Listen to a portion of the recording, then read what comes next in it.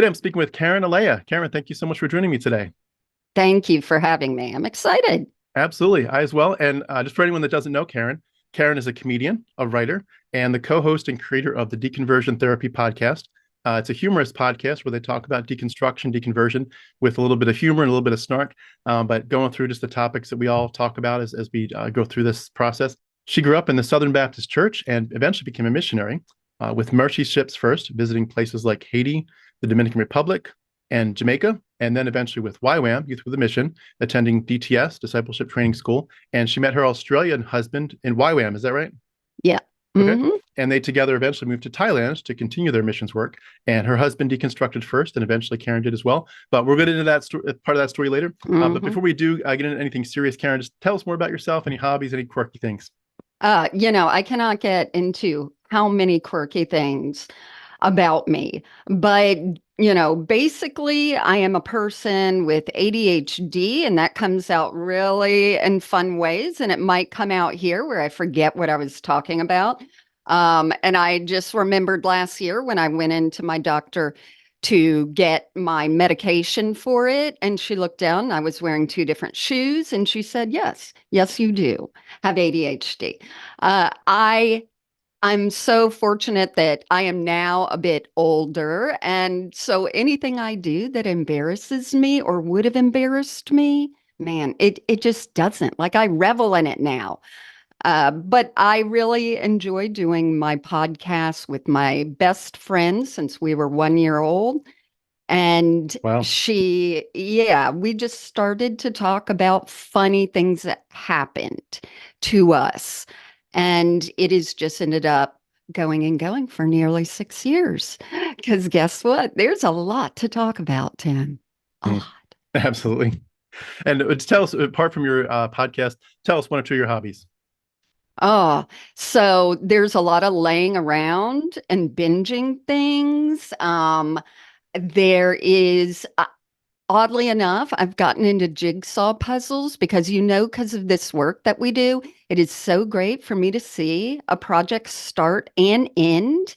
I'm on a high. I'm like, look at that. It's finished because everything else I work on is never finished. Um, I'm sure that I have a million things that have blanked from my mind. I do get into subcultures. I uh, almost like focus or, okay, obsess on different things. At one time, it was reborn babies. Do you know about that, Tim? I do not. I will send you one. But it's the subculture of especially women who buy these baby dolls that are very lifelike and act like they are lifelike. And that interests me. So I really got into like watching and listening and figuring it out. I really like subcultures that have to do with maybe people off on a bit of a conspiracy theory, or something like that, and just trying to figure out how the human mind works, and also being astonished at how many people will fill in a subculture that you didn't even know was there. You're Hmm. like, oh my God, there are tens of thousands of people around the world that join together on Zoom and hold these lifelike babies and talk to them. I don't know. That's And more interesting. power to them. More power to them. The only thing that comes to mind when I before we get into your interview, I did watch once a documentary or two about in Japan. There's this whole subculture where that they are like marrying in quotes like a robot or a doll, but like they treat that as if it's a real person for years, Right. and or even just like a little robot, like a little teeny thing. But it's very interesting. Subcultures, yeah, it's crazy. Some of the things you learn, you're like, how did I not know about that? But Yeah. Yeah. yeah. Exactly. Well, we're obviously here, of course, to hear about your story. I love on this channel just invite people, if you could, to take us slowly through the process. Go back as far as you remember, if you can. To what was it like? What was the first memory you had of being exposed to the Bible and church and Jesus? And then I'll jump in with some questions here or there. But we love to get to know people. That's great. Thank you. I grew up in the Southern Baptist Church in South Florida. And my mother grew up Southern Baptist because she was from North Carolina, and she ended up when she married my father, who was directly from Cuba, of course, he was nominal Catholic, but he converted to Southern Baptist. And that plays a role in my life just because of the patriarchal, background of many Cuban men, and then tying into Southern Baptist patriarchy. And it came out in an interesting way that isn't exactly what people would think, as far as there being anything where my father was mean or mishandling me. It was more that he worshiped my mother and I as princesses, wanted the best for us, and protected us in such a way, Tim, that I'm lucky I have seen the light of day sometimes. But I grew up in that. We went to a large Southern Baptist church. There was a revival. I love now looking at what churches mean by revival because they are planned. And I'm like, oh, it didn't occur to me that we have scheduled a revival. And we had this beautiful outdoor setting because our church was very rich. I didn't realize how that impacted me until later. But we had it outside. There was a guest speaker. And for some reason, I think because it was a different person to look at and a different voice to hear, something came through. I was probably 8 or 9. What he said resonated with me so much, and I can't remember what it is, but I have a feeling it wasn't about hell. I have a feeling it wasn't to scare me into it. I have a feeling that it was to encourage me and love me. And as a quiet child, who doesn't want a best friend living in your heart and protecting you and all that? So I told my parents I want to go up because, Southern Baptist altar call every time. And my parents said, well, let's talk to one of the ministers afterwards and make sure that you really understand. And I appreciated that looking back. So we did get with a minister and he talked to me and he showed me verses in the Bible, I think in Romans 28, about nothing separating us from the love of God. So, of course, I returned and had it all memorized. And I'm like, I get it. I get it. I want to be baptized. It's interesting looking back a bit, realizing nature versus nurture, and understanding that not only was I a naturally fearful child, but I am also 100% person. I am all in or I am all out. For people who get the all out part of me, not the best. But once I commit, like I'm making a serious dedication, understanding. And of course, my family had all the language. We prayed before our meals. I'd hear my mom singing Christian songs. Our church was very cool as far as churches go. When you get out, you're like, it's cool. But they were singing the hippest songs, Tim. So, there was stuff to look up to. Like, I can't wait to be in youth group. Look at those cool things they're doing.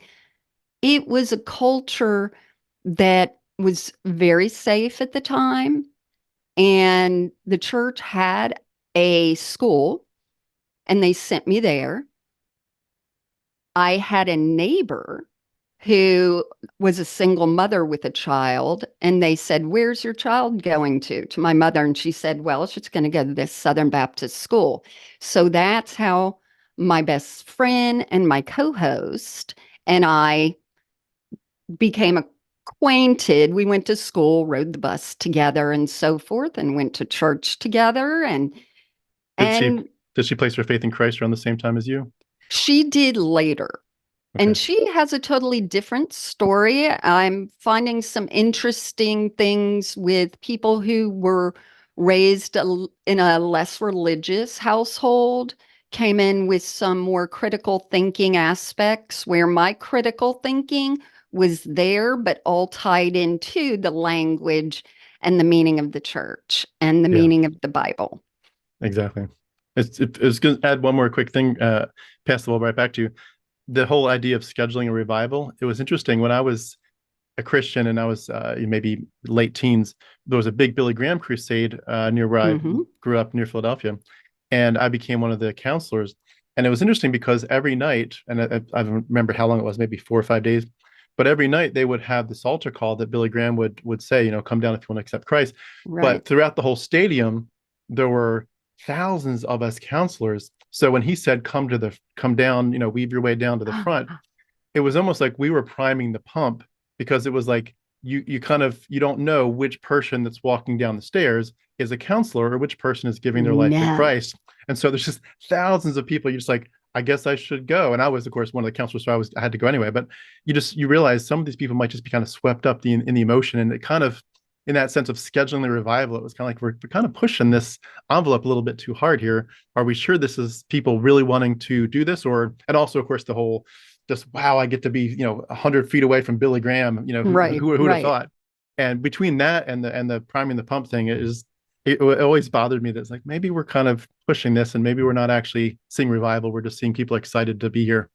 Yeah, I'd never thought of about the counselors because that's even a visual of like, look how many people are touched and all that. And there definitely is something with humans wanting to belong.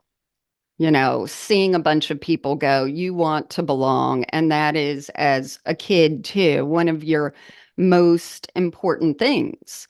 Um, Like a peer I pressure. knew, yeah, growing up, I had a very talented brother who got a lot of attention for his talent and charismatic,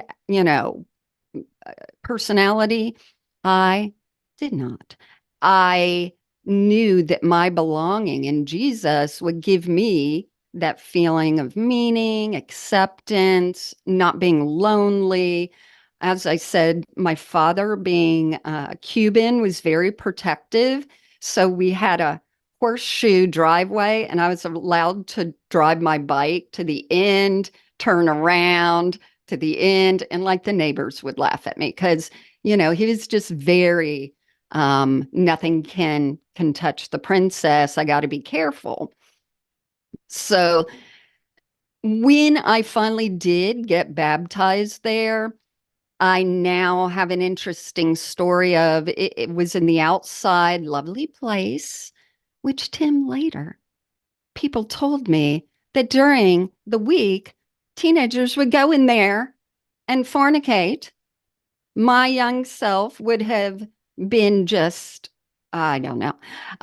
But I remember I'm in line behind this blonde woman. They've put these robes on us, and I could see this woman's bra strap and through the robe. Not large, but in my mind, I thought, wow, they're going to dunk her. And like, I am so self-conscious of my body because I keep being told by the church, don't show anyone, don't do this, blah, blah, blah, blah. And I remember, I came out and my parents and brother were well known in the church. So you just hear all these like, ah, from the congregation.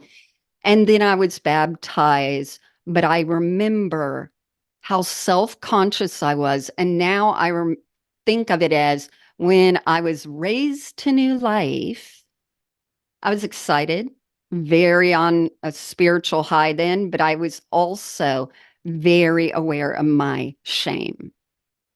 And it was almost like the raised to new life is a new life of you being a female and you having to be, on guard, feel shame, even as a young kid all the time. Um, Mostly about the body stuff, or about the body, about guys looking at you, about all of that. And I didn't even understand it then, but I knew, hey, I'm getting baptized. I'm going to be accepted and Jesus loves me. At the same time, yeah, I was like, I am very aware that there is shame happening right now. because of that woman and me. Mm. So it was an interesting thing that I can look back on now to just say one comes with the other. Yeah. Not that if I didn't grow up in church, I wouldn't have that shame because all cultures have that. But I got saved. I was very excited. I loved everything. We did youth camps. I would do the free labor watching the babies during the first service. I really got involved because my family was involved. So it would be two services on Sunday plus the Sunday school, and then Sunday night and Wednesday night. I think I was doing what was called Girls in Action, GAs at that time that my mom taught. And so everything that was my life.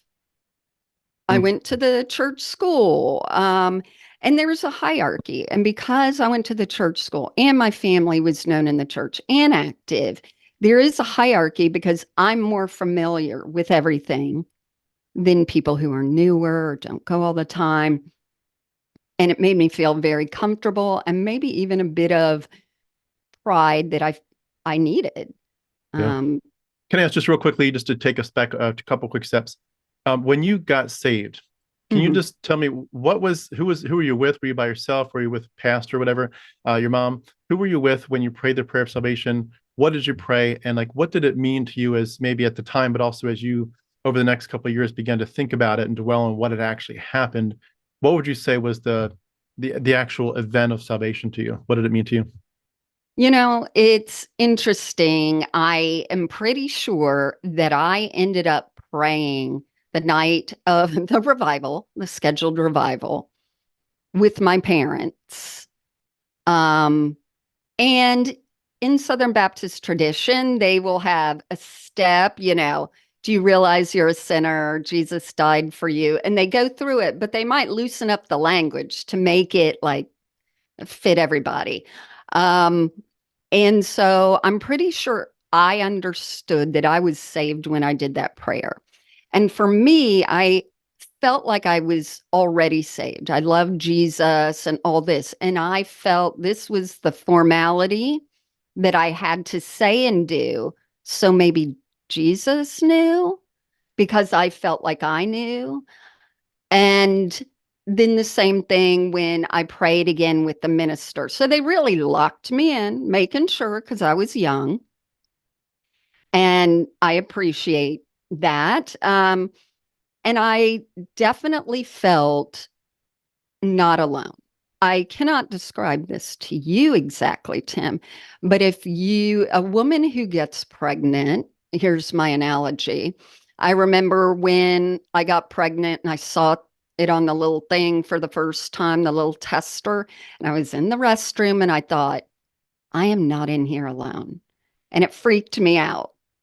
That was the same way with having Jesus in my heart. I would be in my lonely bedroom and I wasn't alone. I had a constant dialogue with Jesus and God. And yes, at that young age, and maybe later, there is a confusion between the character of Jesus and the character of God, and which one I would pray to at different times. Jesus was more the loving companion and who I wanted to please, I think. And God was more the protector when I was scared that I would pray to. Yes, I knew because the church said God, Jesus, and the Holy Spirit are all the same. They are water, steam, and ice, the same, uh, but it's still a hard concept for adults. But I Yeah. knew that that was the concept. But when you're inside of yourself praying, you do see that there are two different personalities that have sort of been represented.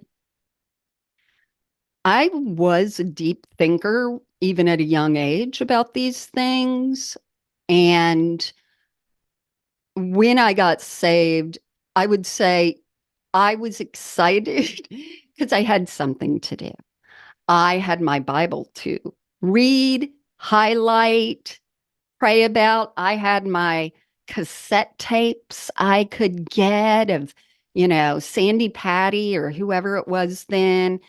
I had, yeah, like a extra assignment that I reveled in because I really wanted to be close to Jesus and I wanted to serve him. I think serving him and the thought of that is what gave me purpose and meaning, where other people might say what they got from accepting Jesus was love and, acceptance.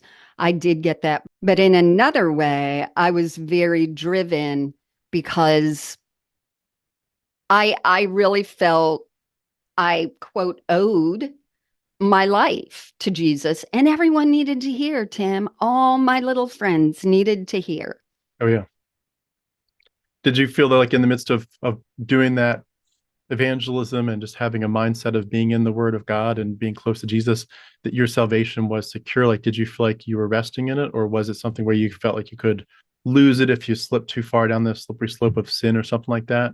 Because I know the reason I ask is a lot of Right. people tell me very different sides of it. Because mine was like, I felt very secure for most of my time. I Hmm. didn't feel like I was ever in danger of hell or anything. But other Right. people tell me their experience was vastly different. Like, no, Yeah. you could, if you entertain sin too much, you're in grave danger. So here's the thing. I Here's my testimony. And this is why I never would give my testimony. I didn't really sin, Tim. I was I was perfect. Here we go. No, I didn't have any outward sins. I was very, again, patriarchal father who protected and sheltered. I was very by the book. I did not want to disappoint my father. I did not want to disappoint Jesus and God. I was never even offered drugs. I'm very offended. Um, I didn't cuss. I didn't do anything. Even as I grew up, I didn't have sex. I dated. Um, and I was sort of at one time like the person to date because they knew that could be potential pastor's wife material. Um, Of course. but I didn't do those things. And I remember growing up, my big sin was things related to my ADHD, which was my room was a mess. And I never did my homework. And my mom, would bring me in and her bedroom and read the Bible about Paul saying, that he would do things he didn't want to do and he wouldn't do things he wanted to do. And that would be my lesson. Like, Paul got through this and you have to pray. That was my big thing that tortured me and my parents. Like, they would get nearly irate, like, we have asked you. Um, and I remember there was maybe the strong-willed child. I don't know if Dobson maybe he was around then. But now I laugh. I'm like, I'm the strong-willed. Like, I did nothing. And my brother and I were like, drug-free. We weren't doing anything. So I felt that my salvation was always secure, but I did rededicate my life once or twice. And I think it wasn't because I doubted my salvation or that I was going to hell. I think it was my way to reinvigorate because of my guilt that I wasn't doing my daily quiet time. Yeah. I was never doing enough, even though Jesus was my constant, like talk, talk, talk, back and forth. So did you have like Um, a little list of like, if I spend 10 minutes in the Word, if I spend 10 minutes in prayer, if I do this, that I'm a good Christian today, but if I fail tomorrow, that makes me kind of not a good Christian. Did you have a little list in your yeah, head? Yeah. Yeah, or at least just a nominal one, because our church would preach that a lot. If you come to church on Sunday, but you don't do anything the rest of the week. And so that was ingrained. And there would be a time limit. There would be like 10 minutes, like God's okay with 10. Don't do 9. But my head would wander. I would pray to God and ask for forgiveness for my mind wandering. Um, Hmm. so there were always those kinds of things because I didn't want to disappoint him, etc. And definitely I could feel like I'm not doing my best for Christ. At the same time, I never felt like I lost my religion. And at that time, Southern Baptists, of course, believe once saved, always saved anyway. Right. Although I never got close to that part of it. I think there was just in my head, understanding of I have done that. So I'm It's good. interesting too how your personality, and I think mine would Hmm. mimic it, with the idea of like we're just very compliant towards what was expected. Like there's a list of things, you're not going to ever steal, of course, you're never going to lie, but you're going to Hmm. go beyond that to be diligent. You're going to be a good servant of the Lord, of the church, of your parents. You're going to, do what you're told for the most part. And when you Yeah. don't, you're going to be convicted and apologize, make it right. But there wasn't like I know that there were other people that I would see in church or my family, whatever, where it was a real struggle. Like just doing the Yeah. basics of Christianity was hard for them. And I always thought for myself, like my willingness to do them was a fruit of the spirit. And you realize later when you're deconstructing, that was just part of your personality. You're just more compliant. Exactly. But Exactly. you have that spiritual pride of like, oh, I'm like really doing what the Lord wants. It's so good that I'm so Right. submissive to his will and to his leading. And it's like it has nothing to do with it. It's just your personality, and for the way, the could have could have even been something about what you ate that day, whether your blood Hmm. sugar was doing this or that. But I was very much, and I think too, it kind of is a snowball effect where once you start to kind of taste that pride of like, oh, the pastor is like looking at me like maybe we need to tag him soon for a ministry, even as a young teenager. And they did. Uh-huh. They Yep. gave me all kinds of authority, even as a young teen, which was way like no one else in the church got it, but I did because they Yeah. saw sense that like, oh, he's mature for his age. And Yep. once you taste that pride and that authority, like, oh, this tastes good. Like, let me do more of this. Now I'll bend over backwards to get more and more respect. It's like he's a good Christian. And eventually, the pinnacle is like, can we actually let him teach other people? And once Hmm. once I give you authority to teach people, where you're expounding the word of God, even as a young teenager that doesn't know how the world works yet, but you're expounding eternal truths. Yeah. It's like that feels so powerful, Yep. and the pride just swells. You don't realize it, of course. You're just all glory to God, but inside of you, it's like an addiction. It's an addiction to the pride. Yeah. So what you're saying is you were a white man at a church. Yeah, I hear you. Oh, give him authority. Exactly. And it's funny because that reflects my youth group where there would be a few guys that would hang around like the youth minister as friends and the pastor hang out in his office as friends. And I still remember a very famous pastor now who is my pastor. The guys hung out with the pastor and they were talking about the girls because they're trying to figure out who's going to support them through seminary. So, they got to pick one. Um, and the pastor said, if I was your age, I would have dated Karen. And that still grosses me out to that day. I still think that's inappropriate.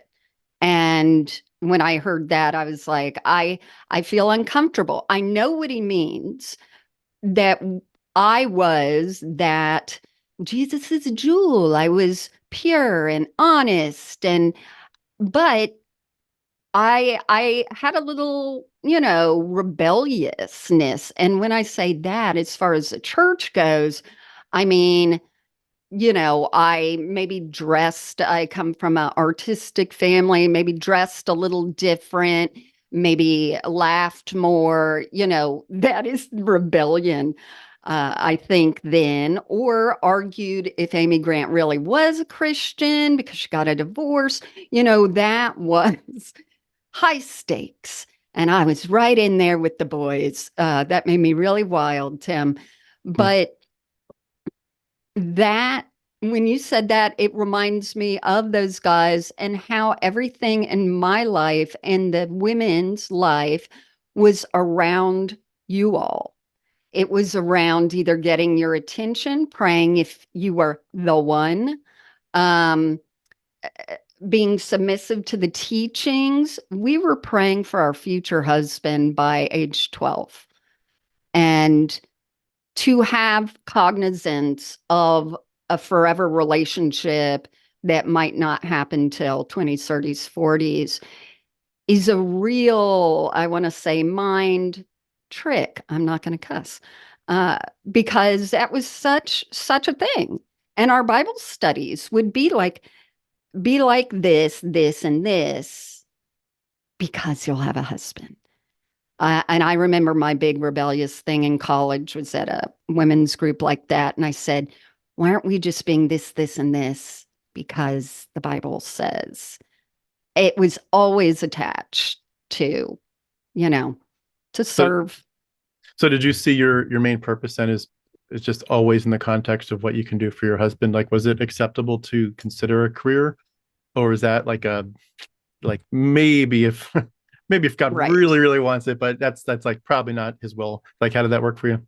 So my wild rebelliousness comes out in that I had a lot of friends who felt called, and now it's interesting, called to be a pastor's wife, called to be a youth minister's wife. Like there were distinctions, called Mm. to be a music minister. Like they felt they were told in this. And at the time I was growing up, 80s, it was definitely women and what they were doing. It was less than it is now. So taking that into consideration, I think my rebelliousness was that isn't enough. I want to do more for God. And the highest thing a woman could do was be a missionary because that was more Mm. sacrifice than you, Tim, teaching. I would go Yeah. out, I would get parasites. That is the pinnacle. And so I wanted to sacrifice everything. I wanted to do everything for God and Jesus. And that was pride too. And I didn't want to fall into just all the women doing all the things for the men. So, yeah. Did just got to ask, was Jim and Elizabeth Elliot's story an inspiration to you at all in that Oh, era? what did they write? Yes. The well, she wrote a bunch of Ah, things later, but I think through is it through Gates of Splendor, or am I might be mixing somebody up? But I he was gotcha. the guy that got killed, killed with some other guys. Was they were doing their start of their missions Yes. work, and but she was, I think she was just she had this long story that she wrote about their long courtship and how she wanted to be supportive of his ministry and so Uh-huh. forth. But the Jim Elliot part of it, I think, was that willingness to say, I'll do anything, even if I have to go die, even Martyr, day right. one. And it was interesting, that martyrdom concept of like, I Hmm. really don't want to do it, but if I'm really honest with my theology, then there is nothing greater than that, to be willing to say, not just that I want it to happen, but just that I'm willing to. Just like, Abraham's willing to sacrifice Isaac, I'm willing to give Hmm. anything if God calls me to it. And I remember a lot with who was it, Johnny Erickson Tata, the lady who Yeah. broke her neck, Yeah. that as I read that book, that there was this big groundswell of thought in my mind of like, you put your hands open, you open your hands up and you say, God, I will not grab whatever you put in. Like if you put in them, marriage, you put in their money, whatever Hmm. career, but if you take it back out, it's okay. The Lord gives and the Lord takes, blessed be His name. And that concept like eventually just swelled into almost like a question of saying, and I remember praying this with some guys in the Bible college dorm, like, God, do whatever it takes to break us, Break even if you us. literally have to take away the things. Like we would rather be broken for you than Hmm. whole in any other context. And that living our lives for ourselves is emptiness, living our lives for you, no matter what that means. And if you have to literally make me a quadriplegic, do it. I do not want to live my life for myself or for sin, Right. period. And it was, but again, that kind of became a prideful thing. Like, look at the prayer I just prayed. I I just prayed. know. It's crazy how it works. And you do, excuse me, I still had a little twist in my mind. Like I was the same and I had a visual of pureness. And if things dirtied me or thoughts or whatever, like praying, rededicating, having that purity was very important to me. Like it's almost like washing your hands, and I remember doing the same. Like, I will sacrifice everything. And I would be like, God, even if I'm, stay single forever, and little part like, please don't. Or, let your kingdom come, return, Jesus, not before I have sex, please. Like all these little things that you'd just be like, you know, but if you could let me, I have a trip planned. If you could come after that. But, being broken, being laid bare, being vulnerable, and even now with two grown girls who are fantastic, ethics, all of that. there is a part that they missed not growing up in church, and that is going every week and the practice of being vulnerable. It became very unhealthy for a lot of people. It wasn't for me. Um, I am now seeing, as I think it was year 3 or 4 doing our podcast, because we would joke like, we don't have trauma. We're lucky. We know some of you do. And then we're like, I think I got some trauma. And my trauma is very sort of a physical one because I would pray and pray and pray hard, hard, hard for God to accomplish something in the world, for him to save someone, for him to wash away my sins. You know, the harder you prayed, the more dedicated we're, I guess, going to change his mind. And then I would get to the part where it was like, I have to release it. God, I have to stand in the knowledge that I have given this to you. And then I would have that sort of relaxation of not my problem. And then it would start again. And I've realized in adult life, when you do that multiple times a week, maybe during the day, your body is programmed in this adrenaline up, adrenaline down. And I've even posted before, if you were an evangelical Christian, how is your autoimmune, chronic anxiety, mental health doing or whatever? And so many people are like, oh my God, I do have that. We were putting our bodies even through just fight or flight, actually, multiple times a week. At Yeah. least I was. And when I went into the charismatic church, Lordy, Lordy, there's crying every time. So you're really putting out all the adrenaline and your cortisol and your dopamines, and your body remembers that. Yeah, it's amazing the ways that, yeah, the trauma is, I feel like the same experience is happening with me where even years now, I escaped about 4.5 years ago, and it's Mm, just like you realize there's layers of this, and you're going to be dealing with right. it perhaps for the rest of your life, but at You least it's a beautiful thing to have a shot at it as opposed to digging in the hole deeper. Can I right. ask regarding your time there as a teenager before you got into the missions? And I know we want to keep moving, but did you ever share the gospel with someone and get anybody saved? All right. So I was precocious like you, but I was a mere woman, Tim. But when I was a teenager, one of my best friends and I there were very like, of course, you hang around the ones that are most on fire for Jesus. And so my friend and I wanted to do what was happening at the time that the adults were doing, and it was called Evangelism Explosion. Yep. And now, like when you put things together, it came with a notebook. I if there's a heaven, it is office supplies for me. I was like, I want that notebook. And you'd do classes and you'd fill them out and you'd get to the end of the 6 weeks and they let us do it with the adults because they knew our character. And at the end of the 6 weeks, it's almost like what the Jehovah's Witnesses, they would put us in a car or a van, drop us off in a neighborhood, and we would knock doors. And what you get at the end was this little gold tone, not gold, pin that says EE on it for Evangelism Explosion. And I just laugh now because they wanted you to wear it all the time, as if I'd go to the mall and someone would go, that's a fancy pin, lady. What does it mean? And I would say, if you were to die tonight, do you know where you would go? That's the kickoff thing. Yep. I was always shy about it. I was just like I was as a Christian. I didn't want to disturb people. I didn't want to rock the boat.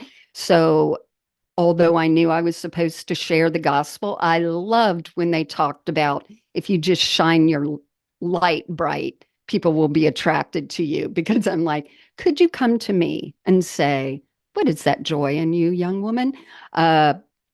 Because I didn't like the idea of it, but I would do it, you know. Yeah. Yeah. I know what you mean. My issue was not as much angst about sharing the gospel. My angst was more after afterwards, in the sense of like looking back at the last few months or years of aiming for evangelism, that I would pray desperately that God would use me to save people. And looking back, it wasn't that many people that I could say I Hmm. directly or Yep. close to directly saved. And I just thought, God, if that's what the most important thing is in life, and I'm praying for it all the time, I'm working towards it, I'm memorizing scripture toward it. I'm working on my dynamic, my technique, so that Yeah. I'm more open and easy to talk to about these, with people. I'm making sure that I'm helping them get their guard down. I'm asking questions that aren't offensive. But I was like, I'm doing so much work and almost nobody's getting saved. I could argue some people are recommitting their lives and Yeah, worshiping because of exactly. me, but not actually directly going from hell to heaven because of my actions. And it really upset me. Eventually, I was like, because you hear the pastors, especially, and of course, it's not just the pastor, but the church's activity. But the pastor would say, "Yeah, we got 10 people saved this month or whatever." And I thought, were any of those 10 people because of me? No. And you hear that over and over and over in your head. No, that group wasn't because of me either. And eventually, you just kind of feel like, what am I doing wrong? And I had a lot of guilt over it. And I think to that verse that forget which one it was, but the concept of like, if you don't, like, if you know that your friend is gonna end up in hell and you don't do Right. what you can, then eventually it's like their blood is on your hands. And I Yeah. took that very seriously. And the guilt Hmm. of like, it became a question of, am I really, like, I just thought, if you're really being used by God, like if God is just, he is on your mind and you're on his, and you are close and the spirit's just guiding everything you do, it just seemed like there's got to be a way in which that kind of person would naturally be getting people saved all the time. And you would hear people, like my dad was a big tract person. Did you ever pass out Oh, tracts? yeah. My dad was obnoxiously a tract person. Like Uh, like he would literally go, he would go say, I'm gonna go get some groceries. And you could tell he didn't care about the groceries. He right. had like in his mind, I need to give out 30 tracts today. So he would just Hmm. wander slowly to the grocery store till he gave out his whole pocket full of tracts. And then he'd Yeah. pick up some fruit or something and come home. But that was like, I was like, maybe I'm not on fire enough. Maybe I'm not outgoing enough. And it became this thing of like, what is enough to be spiritual? And it puts you in that hamster wheel of like, I'm not sure. I think I'm doing the right thing, but maybe I'm not. And that comes in play with me later in the charismatic movement. It comes to a point where there are those things where you were like, I'm not spiritual enough, or God, why aren't you allowing me? What is between me? What is a block? And you dig down deep for those blocks. Well, I thought of Jason's butt the other day, and you pray for that. Or I took an extra penny for lunch, whatever. Like you're digging so deep at minuscule things that then those minuscule things feel as equal sin to everything else, and you are just burdened constantly. And that is one thing my husband and I have talked about, the energy and the free time I have now when something goes wrong, or even I mess it up and have to go, well, shoot, and move on, rather than it being a trial and a tribulation that I must pray and go over and have accountability with all the time.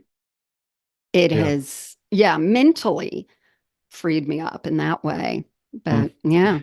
And again, before we go into, I do want to just transition shortly into like Mhm. some of the early seeds of deconversion. But in terms of just getting Sure. onto your actual timeline, could you tell us just a little bit real quick about mercy ships and about youth with the Mhm. mission, DTS? Like, what was that like? How did you get?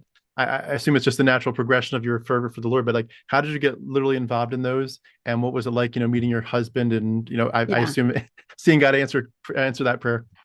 There were so many signs that God put in our way that now I look at and go, well, really. But uh, I wanted to do as much as I could for God. I opened my mailbox one day at my Southern Baptist college. See, it's a miracle God would put a Christian magazine at a Christian college in everyone's, but a card fell out to the ground.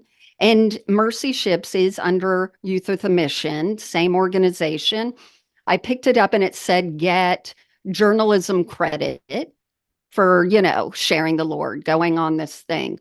I realize it might not sound like a sacrifice to other people that I would have a 2-week training in the most beautiful place in the world, Kona, Hawaii, and then get on a ship in the Caribbean. to sacrifice for the Lord and use money that other people gave me.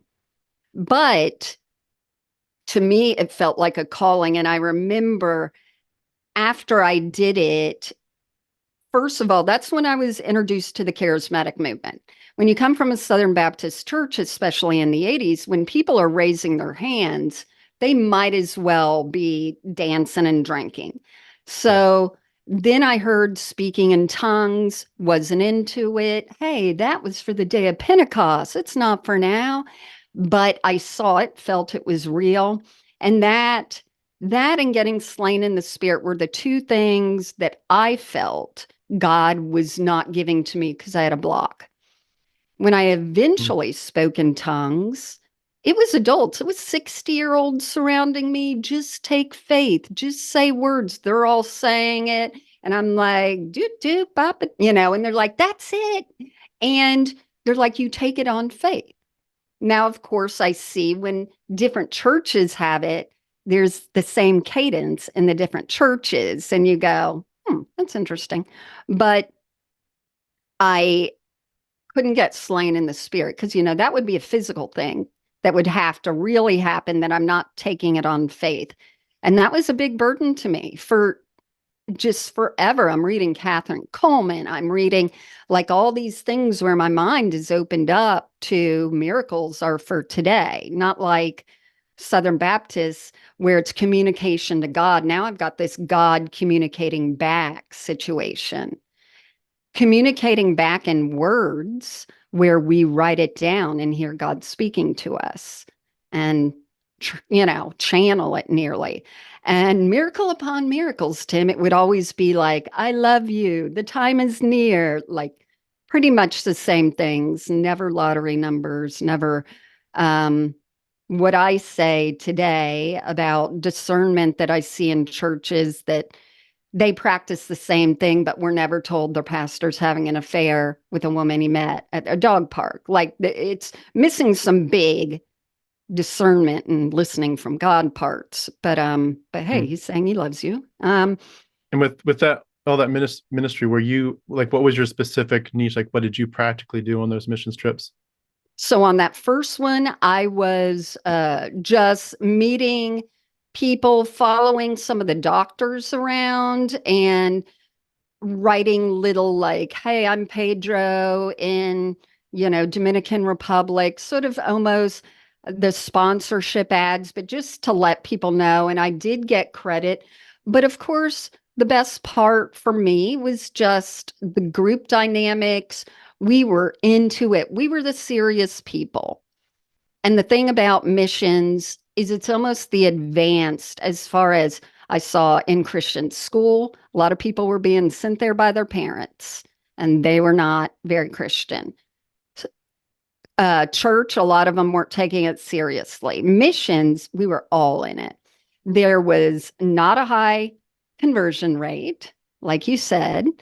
And the one person I remember praying for was a man that was heavily on drugs underneath, maybe Dominican Republic, underneath a bridge living there. And they started praying for him.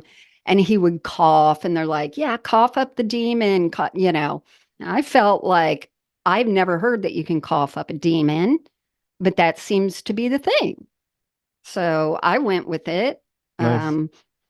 So yeah, there wasn't a high turnover. Later, I had met a friend doing that one, and later she was going to do a discipleship training. And we planned to go to Australia and do it there. She has become a famous doctor. And I'm like, I'm just here. So I went and, my parents, especially my father, they were very like, we want you to live for God. We want you to do things, but doesn't have to be so dangerous. Does it have to be, no cell phones, where you're so far away? That was an interesting thing. If people don't know discipleship training school, it is 3 months of intense, what they called then openness and brokenness. Every day we would sit and we would talk about the deepest, darkest things in the human mind, bringing it out of us in ways that my husband gets mad because he's like, there were no trained therapists. There were people digging up some shite. And I was still pretty good. And there was actually a guy, because you'd have guest speakers who came one week, and it was about sexual sin. And I was hearing stuff from people I did not want to hear. But at the same time, he, stood in front of me and he's like, what do you need to confess? And I'm like, thoughts and blah. And he's like, you need to confess. And I'm like, someone, maybe touched my boob. I don't know. And he kept pressuring me. And then he said, it's okay. I know what Americans are like. And I was like, he wants me to say I'd had sex, and I hadn't. And I I felt that was very And the other one is when they talk about the father heart of God. And because the way you see your father is a reflection of how you see God. Was he absent? Was he authoritative? Was he, and I think that's a very good concept. But they made you dig deep to tell out loud what was wrong with your father. And I am still pissed to this day because I dug and dug and dug into that great man to find something I could not like. And, that's what it was, openness and brokenness with no real healing path. And then you do 3 months of outreach. I went to India. So did my future husband. He was the musician. I was the one with the good handwriting. So I got to write the praise songs on the overhead projector as he told them. That's our courting. It was very, but it's interesting later when he and I got married. We went to Thailand as missionaries. We felt God was calling us there. We'd pray, God, what do you want for us, as we walk in the street and see a Thai restaurant and go, that's a sign. A man wearing a tie, who, I don't know, but you would just feel there are signs everywhere. Yep. And we went to Thailand, not with any organization, although we worked with Asian outreach people and so forth. And once again, it seems, as much as you try, it is very focused when you're doing evangelism on the person, the experiences they have, what God does in their life to make them stronger or break them. But the results with the people, very low, even in foreign missions. There's a high incidence in foreign missions for the missionaries to deconstruct or deconvert, because you're suddenly in another place. And I'll just tell your audience, I'm 56. We didn't even know the word appropriation, colonization.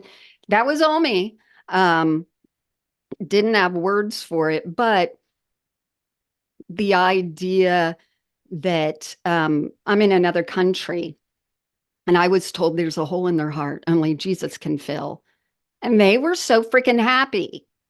And I'm like, oh, they're masking it. But I would hang out with them. Or that, there's darkness everywhere. And I'm like, where's this? They're very happy, but, Satan is sneaky. There were a lot of things that then made me think, I'm coming here with my belief that almost everyone in my country believes, to another country where they have their own belief. And they think ours is funny because they happen to believe in reincarnation. And that was, I think, the first seed for me. I was teaching English and they said, oh, isn't everyone, because we would sneak in the Christian stuff. And they are like, oh, but isn't everyone in America Christian? I said, no, that is a misconception. It is our choice. We have free will, and I go through all that. And I said, but I would say most Americans believe you have one life to live. And they laughed like I was telling a genuine joke because they could not conceive that people would think that. It's ridiculous to them. And I was like, you know what? I'm going back to my little seedy hole of a hovel where we live, and I want to start reading the Bible in a different way. And herein lies the problem. Not only when you're overseas are you reading things, you're reading the Bible not topically. You're getting it topically from the pastor. We're going to talk about God's love today. There's going to be a joke. There's going to be 3 points that start with the letter D. He's divine. All that. And we're going to pick and choose and shove that together. Here, where I was reading it as it was canonized and laid out without, and people say, well, see, you didn't have an interpreter there. I'm like, honey, if you knew how much, like, this is what I did 9 to 5 is study this, look at concordances, all that stuff. But reading it as an outsider, I tried to go, I'm going to be showing them some verses that's going to convince them because God's word does not return void. Praise the Lord. So I was like, let me pretend I'm like them and I don't know anything about this Christian culture. And yikes, Genesis itself. I think one of the first things I came across, and of course now I can do Genesis 1 and just go, excuse me, but the second set of 10 commandments. When I came across the second set of 10 commandments, and we can find where that is, because Moses came down, he broke the tablets because he was angry. It didn't enter my mind like, God, why would you pick a guy you knew was going to smash him? That wasn't in there. But later, God says, hey, let's do this again. Hewn, Hewn, together, the tablets. And I am going to tell you the same ones I told you the first. And God forgot what he told in the first, because there are ones like keep the feast weeks holy, give your first goat, cow. And I was like, is this when people say there are contradictions in the Bible?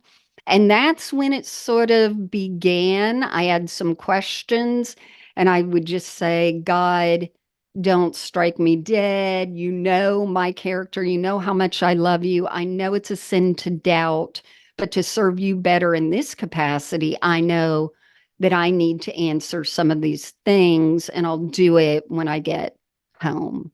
Um, Was it kind of in the and vein of becoming a better apologist for people that were pushing yes, back? yes. And that's what I say, why we see a lot of ex-pastors, ex-youth ministers, unless they're in jail. That's my famous joke, Tim. Or people who worked on staff or were missionaries and they were doing it full time, like our 9 to 5. It's not only the Bible, the apologetics, the cross references, the keeping up with all that, but it was also answering the questions of people that doubted. So we had to contemplate things like, yeah, but didn't Christians start all the wars? I never wanted to talk about that. I never wanted to think about that. That isn't true Christianity. That isn't who Jesus, but you had to tackle that so you had a good response. Um, and I think I was afraid, I saw demons after me. It was a very hard time when I returned. I was in turmoil for 2 years over it, crying, Mm, scared to death I would die, and praying to God, please have mercy on me while I ask these questions.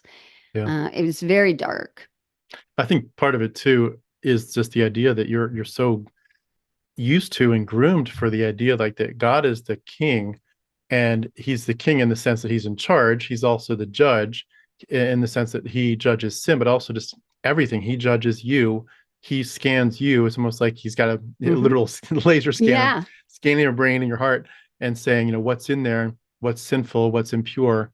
And you're so used to the idea that, the judge of the earth will do right, but also Hmm. the idea that if there is something that you don't understand now, it's okay because he will explain it in glory. But the Right. like, yes, you can ask questions, but the bigger thing is not to ask better questions. It's to say, as I ask questions, will I still bow my knee fully to God and say, There you God, go. just like you can give it, God, you can give and take away, but also if I don't have answers, I will still say, I will trust you, whether it's the intellectual Hmm. stuff or like, God, why did you, like the Job story, like, why did you do this to my family? Just that I will, though he slay me, yet will I trust him. And though he don't, though he does not give me answers to my questions, yet will I trust him. And for me, it was compounded by the idea, like as I went to Bible college, I realized that there were people who had probably grappled with these questions, but they were now like PhDs and double PhDs, and they were Hmm. teachers. They'd written 10 books.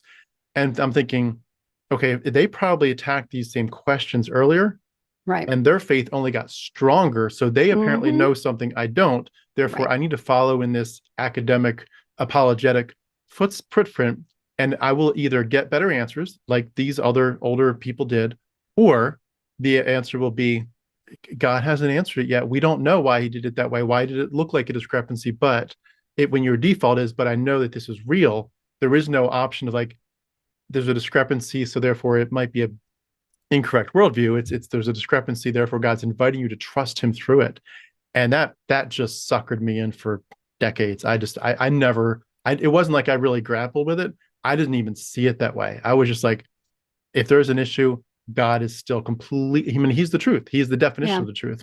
And I also saw it too as I got into a really big rabbit trail of sorts with my theology of really going past the idea of seeing God as just all powerful and seeing him as brilliant, like a mastermind, like almost like a Yeah. chess player that like, Exactly. you think you got him and then he'll Hmm. wipe you out. And you think, oh, this tapestry is all these loose threads, and you flip, it's like, oh my gosh, it's this beautiful tapestry, like a picture of a castle or Yeah. something. And I read some books. I forget who the authors were exactly, but Dallas Willard was one of them. Hmm. But some stuff by C.S. Lewis and some other people Hmm. where, and was that A Severe Mercy, the Van Alkins. But you get this sense of like, God can outsmart the smartest of us. And Right. therefore, if you think you've got God, you're an idiot. You Yeah. can't get God. You can't outsmart him. And he's doing something bigger. And the question again is, will you trust him? Not will you figure him out? And Right. again, it's a sucker's game. And I was a sucker in the room. And I was proud of it. I was like, I don't need the answers. I need God. Mhm. Right. And, I was very much the same way. My co-host Bonnie was not. We went to Southern Baptist College together, and she said she was sitting somewhere with one of the, gospel bros like you, that was our friend. And she had a question like, hey, why in the Bible, or why does God? And he said, because God said. And she said, the next day I went to the office and filled out my transfer to, University of Georgia. She realized I did not realize. I was still like you, even with prayer, God has three answers: yes, no, not yet. That's what we're taught. Well, guess what? That's called random life. But I could not see that those are the only choices in everyone's life, whether you're a Hindu or a Muslim or nothing. Those are the answers you're going to get in life. Um, I was the same, that you would see the puzzle pieces later. And as humans, I think that's what Christians can do a lot. Our main DNA is to find patterns in evolutionary psychology. So we know, hey, that tiger keeps leaving dead corpses behind. That is a pattern I will run. And we look for those patterns in Christianity more than a lot of people. And we put together things that were never meant to put together, or very strained things to go like, oh, I see God's glory now and what he's doing. And that's enough. I don't see the whole picture. And I agree. Like, it was always drilled into us, uh, uh, God is driving the car. It's foggy. You can only see as far as the headlights. But the more you go forward, the more he'll reveal. And I was on that boat. I'm just like, let's do it Do you think to the idea of just you just sense that he's in the room with you all the time? So the idea all of the time. questioning it is like, I remember another YouTuber years ago said something like, it would be like you questioning and saying, are you really married? And he's like, I know I'm married. My wife's on the other side of the door. I could go get her and bring her on camera. I Hmm. know she's there. She's real. I just ate Right. breakfast with her. And he's like, you're telling me she's not there? That's like, it's beyond ridiculous. I can go get her. And it's like Right. that for us, like emotionally, like I can go get God. He's right here with me. Hmm. And I think when you have that like that voice in your head and that like he's your best friend, but he's just his presence is so real to you, it's hard to get past this. And you have to check your brain at the door in a sense because your emotions are so tied up in this, and you don't realize that there's just like this reverse hidden terrorism of if there's even a shred that this isn't right and he's never been there, the implications of that are so horrific that Yeah, you just like block it out. It's like that's like a trauma that is waiting for me, and I can't go anywhere near that. So I'm not even gonna let that thought traumatize me. He must exactly. be here, and yeah, Right. it keeps you right on target, right in the center. It does. And everyone's experiences are different. You and I were definitely fundamentalists. And I was talking to the musician Jennifer Knapp earlier this week, and I was saying it was a sin to doubt. It was a sin to read a book of theology that you hear it's going to be a little outside of something. It is a sin. And she was like, "What?" But Jesus actually showed doubting Thomas the holes. He's like, "Oh, you got questions? Here you go." I'm like, "No, it was saying that he was sinning by asking." And just her interpretation and my knowledge, what I was told, was even different there, and how liberating it must have been to think you could ask questions is astonishing still to me. Um, and that is why sort of this all or nothing fundamental belief system rarely do, in my opinion, do we see people deconstruct and land at progressive Christianity. Yeah, It doesn't, it's an all or nothing. God, the Bible is literal. God is all powerful, all loving, omnipotent, or he's not. And those start to break down. Yeah. yeah. In terms of the idea of breaking down, I know you're from what I've listened in your other interviews, your husband is the one that kind of was willing to see this stuff break down in his worldview first. Is that right? Yeah, he was so sinful. No, but here we go again. He did not grow up in the church. He converted as a Okay. teenager, and this would have been Anglican church in Australia. And he was definitely a believer, like holy, wonderful. And um, I think, again, he got to come to the table with being asking questions. And I think he was a lot more focused on the harm or the audacity of Christian leaders, where I wasn't. I was forgiving. I was like, Satan's got them, or this is their trial, whatever it was. I was like, people aren't perfect, just forgiven.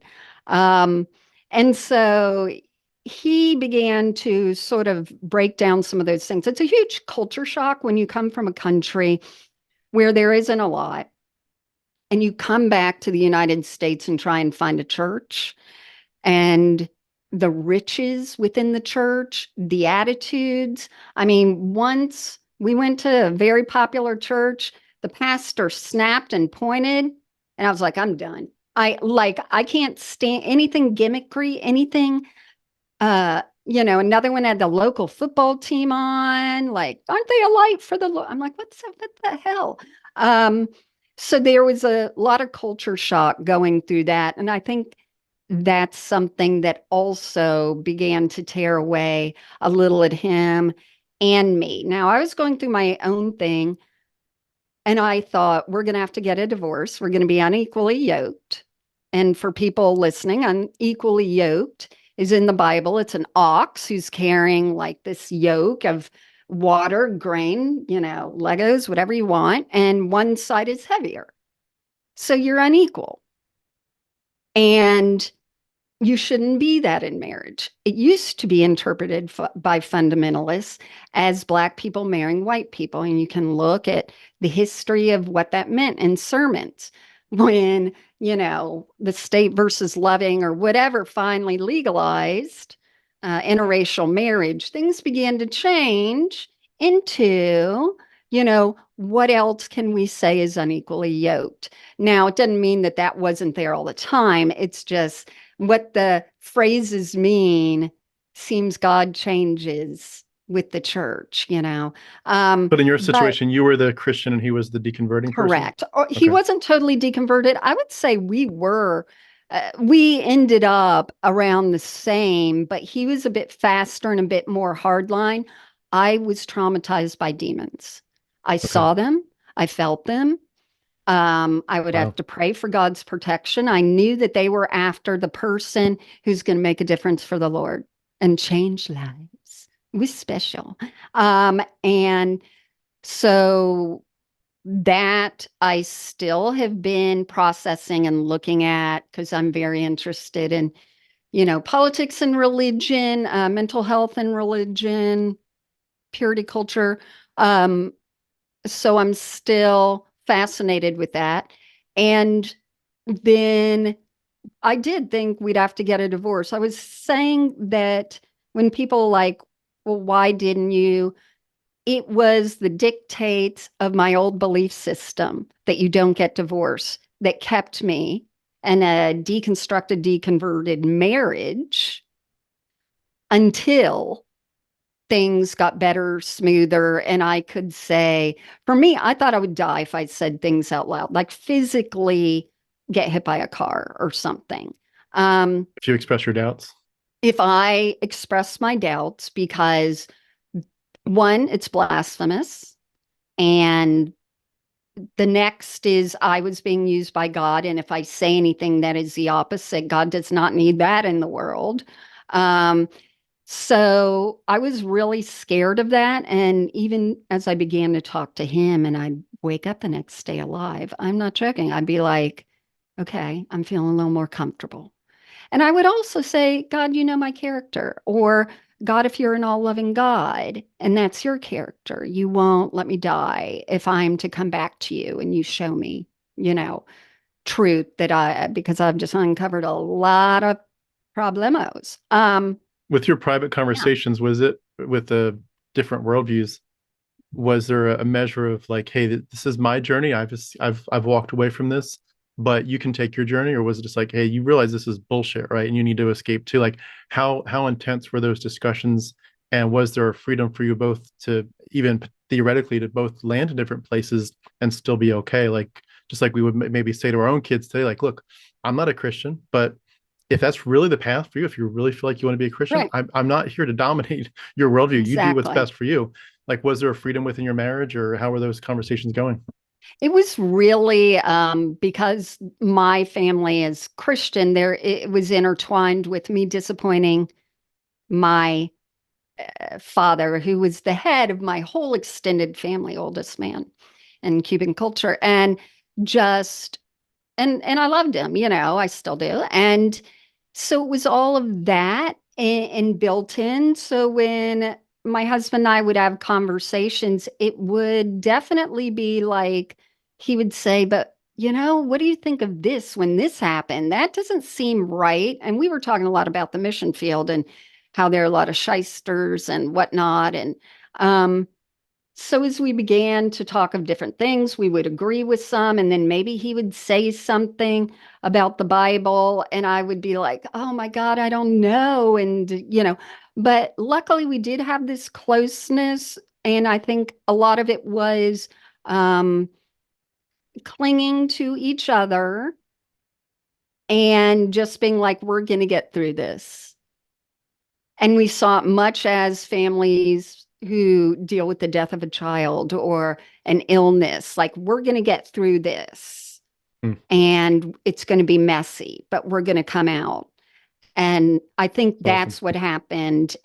But I do say, like, before we were fortunate because before the internet and these communities and all this, because this was 25 years ago, um, we only could lean on each other. There weren't groups. There was no word deconversion, no evangelical. There was deconversion. I can't even remember. We looked it up when we named the podcast.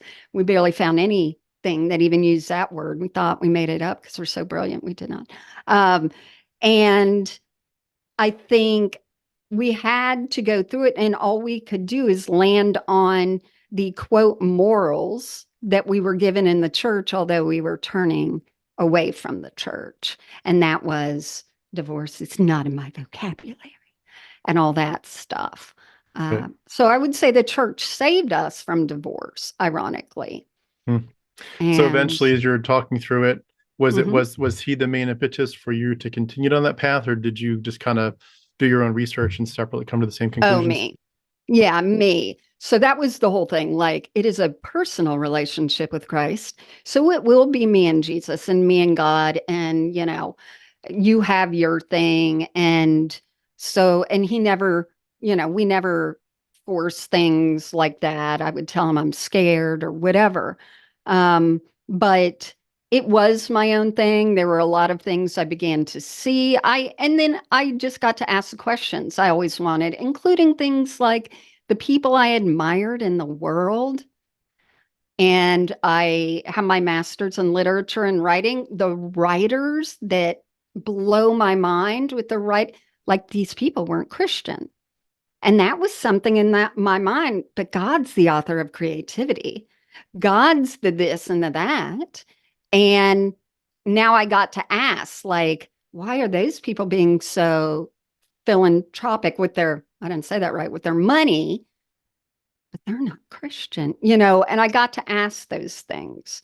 Um, so I did go on my own road. And when I was studying literature, boy, then I really saw so many of the things in the Bible that, we're taught right away. Start your book off if you're doing fiction with your protagonist, your good person, people, group, and an antagonist, and then put a problem. And I'm like, is that Adam and Eve? Is that, and later I just thought of the normal things like, if God loved the world, why didn't he wipe out Adam and Eve when they effed up? Why did he wait till they were a bunch of babies and then drown them? Like, why did he set the default to hell?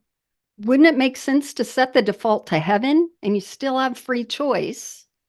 You can still say, I don't want to go to heaven. I want to do these bad devil things, and you go to hell. Why would an all loving God set the default that way?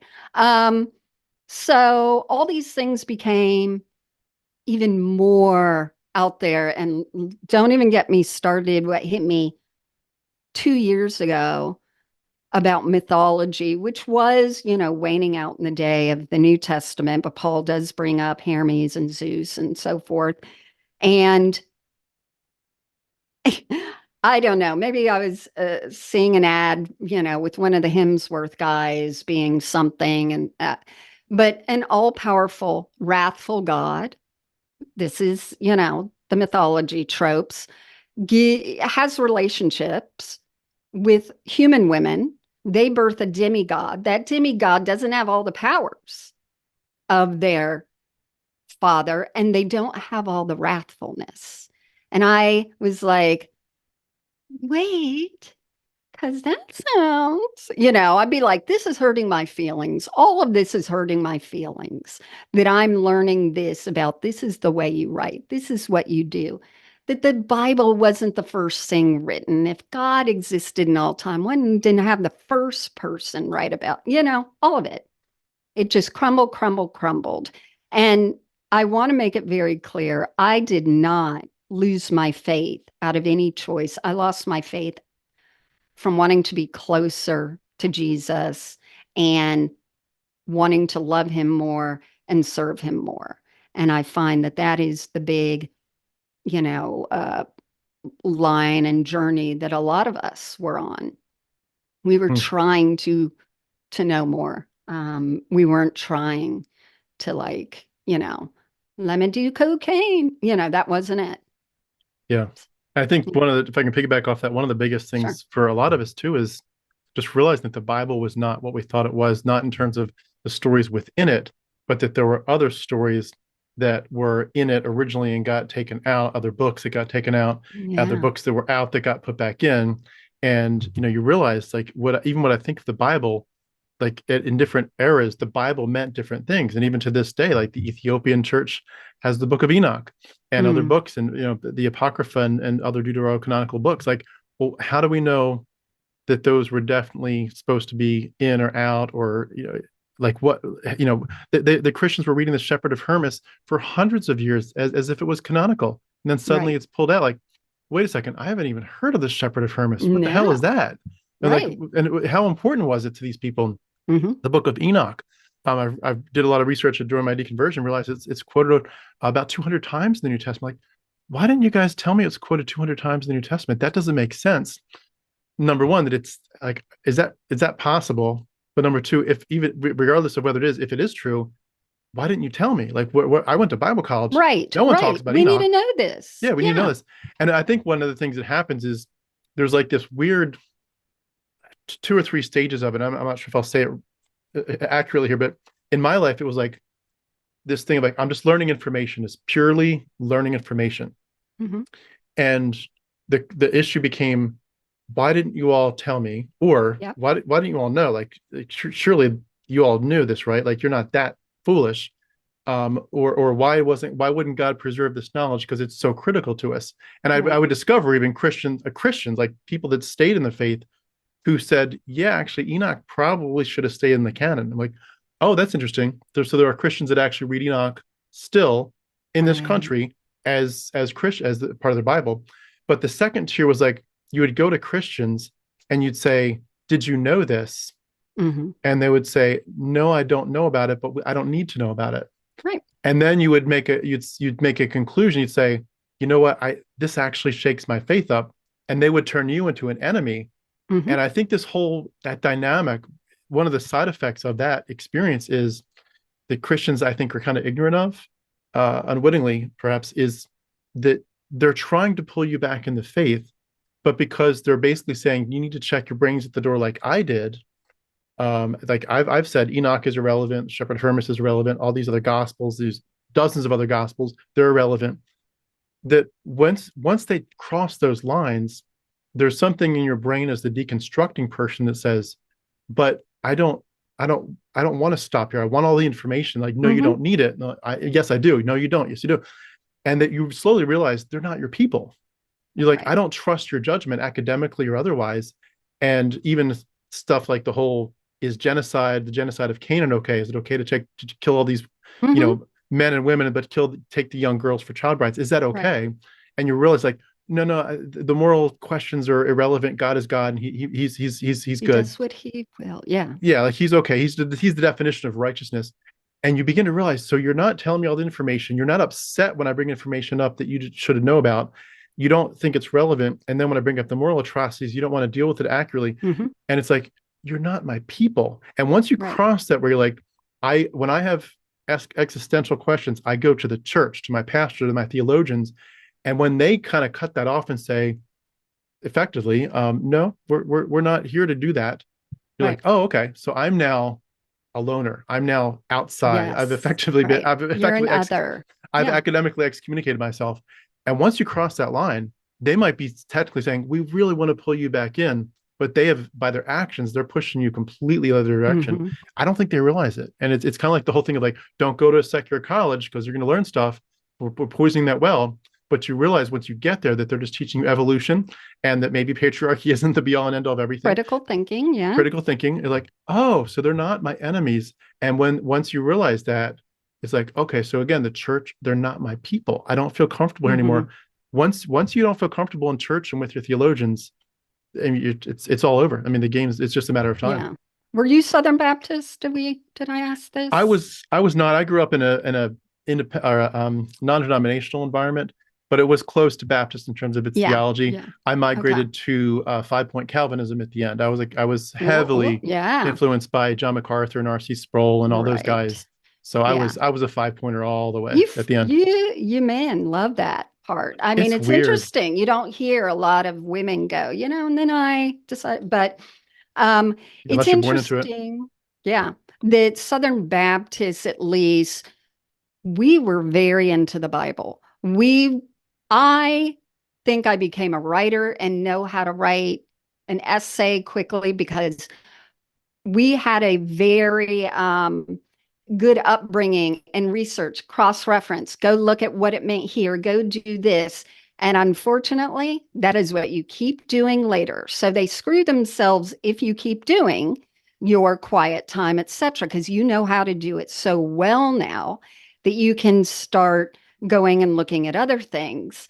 And what you said about different people having different thoughts, I still think today, the pro-life, pro-choice movement, Jewish people who wrote the Old Testament and know it better are pro-choice because they see God breathing the breath of life, and they, read stuff in Numbers and all that. And it's interesting that when Christians say to me or whatever, but God said, thou shalt not kill. And I'm like, oh, so we are going to the Jewish Bible and those.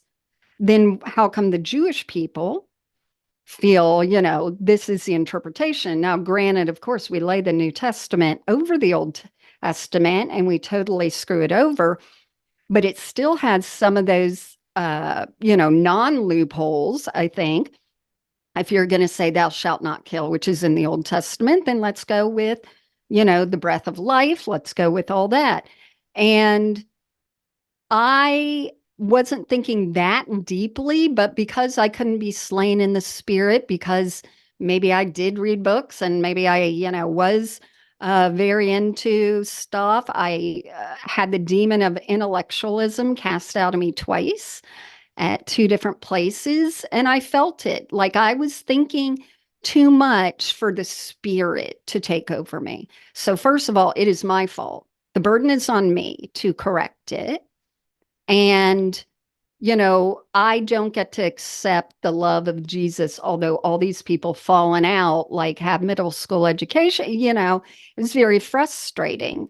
And yeah, that was a big thing for me. And now, of course, looking at the Bible, it's so plain. It's so plain. And I'm like, why didn't I ever think of that? Why Yeah. didn't I ever know that? And there is a lot of anger from people towards the church in different ways. Mine is mostly the oppression of disabled people, single mothers, people of color, LGBT. That is my main thing now. But That's I awesome. definitely, yeah, I would always forgive people for not knowing. I mean, listen, they're forgiven. They'll get there. Ah, I yeah. know. Well, can I ask what was the final moment when you just kind of said to yourself, like, holy smokes, I'm not a Christian. Like, I don't think this is real. Was Hmm. it, I know it's for some people, it's not like a moment. It's more like they just Right. reflect it at some point. Like, yeah, I must have deconverted in the last 6 months. But like, what was it like for you with the first moment you like fully could acknowledge that in your head and say, I am just not a Christian in any sense of the word. I am out. That worldview is false. Hmm. What was it like? And was that scary or was that just a relief or both? Or how did that work? I always picture myself in the same place in the bedroom at a rental we had in Australia. Like that's where my thinking went down. And I think it wasn't specific, but I believe what I started doing is doing what exactly the people who tried to get me to speak in tongues. I stepped out in faith, and when I woke up in the morning, I was not going to thank God for the day. That was a huge thing. And I tell people now, if they still are in things, if you accomplish something good, don't don't thank God for working through you. Like see how that feels to build your own confidence in your own identity. And this would be, you know, I just talk and say to people, say out loud, like, I did a great job making that quiche. Because seriously, God provided the food. God blessed it. Like try and take your own authority back. So I was doing that in my own small way, like dipping my toe, and it was silent. It wasn't out loud. Because I don't know if you know this, Tim, God knows all your thoughts, but you have to say it out loud for Satan to hear. So Yeah. I didn't want to tempt Satan. I'm like, Satan can't know yet. Um, and I think like forcing myself to not read the Bible, to not think something was a sign, was my practice and understanding that indoctrination had to be dealt with by cognitive behavioral therapy. You know, I had to do actions. I had to walk in the opposite spirit, to actually see my reactions, see I won't die, see that when I stopped doing that for a while, I recognize the voice that would comfort me was me trying to comfort myself. And I can't name an exact time, but I know there were 2 or 3 weeks there where those actions were definitely done by me to go, I survived. What's this? You know, um, God didn't strike you dead. and you know, we dipped back in. We tried going to church back in America. We tried different things like that. We're like, oh, our kids are in the South. They should have a knowledge and can choose for themselves. We'd bring them to church. We'd, you know, and we went to this Methodist church in Tennessee, crazy Methodist. Uh, and they had a female that was like a minister. And she Far took of me, ours. I know, to coffee. And she's like, oh, you know, this and this we don't see as literal. We see, I'm like, what kind of Christians are you?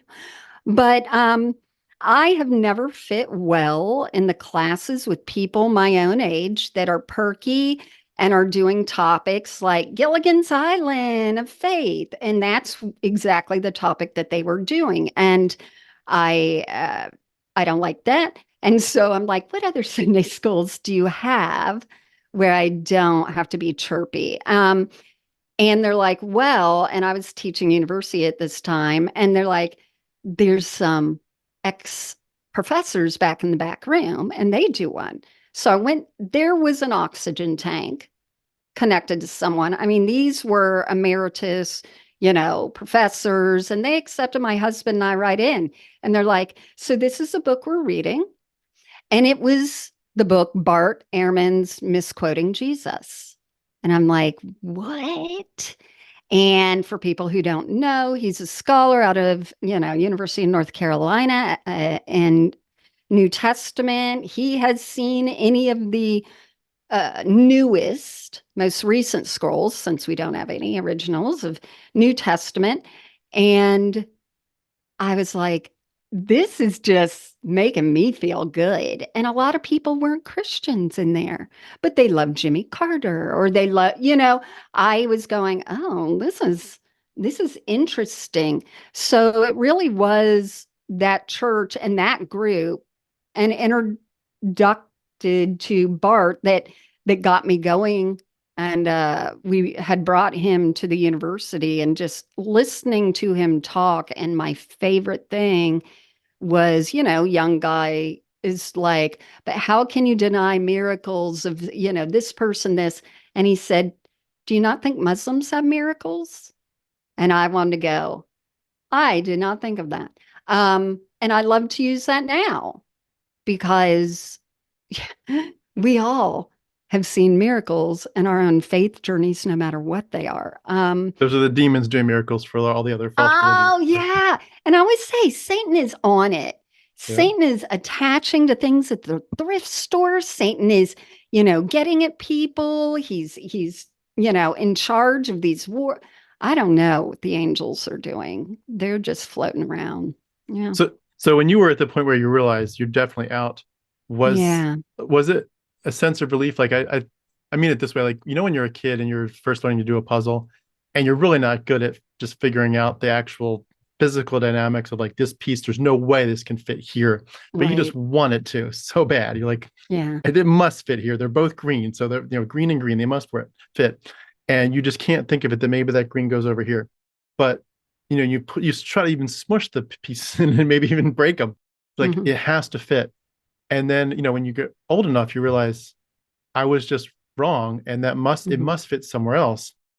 And like for a lot of us, there's I think that sense of like, yeah, it's scary that I've lost the afterlife, perhaps. I've Yep. lost this, that, but at least there's like this sense of relief of like I can stop trying to make pieces fit that just they never fit. And I always thought they would and they Right. must fit. But I realized that stop it, they don't fit. They're never gonna fit. And there's a reason they don't fit because they don't fit. Like, was it relief or was it just anxiety? What was that final moment like for you? Again, it took time. And I think of that, you know, if I'm doing something on TikTok, I do lives and there'll be hundreds of people in there yelling at me, and I love it. Like, I never, people say, you need to do something about the comments down here. I said, no, I don't. That's modern day Christianity right there. And they do the work for me. I don't have to. Yep. And then they argue with each other about what something means. I'm like, let it happen. But I think, yeah, making those things fit and the constant guilt of I'm not doing enough for God and Jesus. And when I say that in lives, people are like, God doesn't want you to feel guilty. He gives you freedom. And I say, if you don't feel guilt doing Christianity, you're not doing it right. Like, Yeah. you're just not. Um, and I think there was freedom. I was scared because everything. I was losing my vocation, my meaning, my purpose, my belonging, my friends, my family support, and I loved all that. My what I'm doing most of the week, how I'm spending lots of hours, and my essence. And my husband and I don't argue much, but he said something a few years ago, like, oh, you have to be right about everything, which I do. And I do not. No. Um, and I said, there was a time where I realized I was wrong about my whole life. And he's like, okay, that's true. I'll give you that. Like, everything crumbled and it was very scary. So I was afraid to let it happen all at once. I was afraid to let everyone know, hey, this and this.